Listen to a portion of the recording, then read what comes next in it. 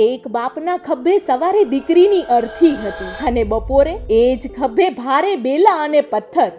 મેં એમની સાથે વાત કરી ત્યારે શિવાભાઈએ જે કહ્યું એ સાંભળીને કોઈનું પણ કાળજું કપાઈ જાય.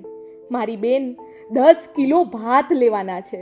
હું હમણાં જ મારી દીકરીના અંતિમ સંસ્કાર કરીને એને વળાવીને આવું છું.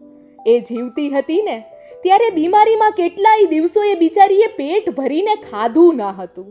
અને આજે એના મરણ પર આવેલા 4 મહેમાનોને મારે ભૂખ્યા નથી કાઢવા. આજુબાજુમાં રહેતા પડોશીઓ પાસે આપવા પૈસા ભલે ના હતા, પણ એ જાણતા હતા કે દુઃખમાં સૌથી મોટો સહારો હાજરી હોય છે. મેં જ્યારે 10 કિલો ભાત લીધા ત્યારે લાગ્યું કે હું ભાત નથી આપી રહી. આમાં ખરેખર ભાત કરતાં કંઈક વધુ હતું. દીકરીની એ અધૂરી ભૂખ, બાપનું ગળે ઉતરેલું દુઃખ, પડોશીઓની નિશબ્દ પ્રાર્થના અને એક બાપનો દીકરી ખોયાનો શોક મનાવવાનો સમય.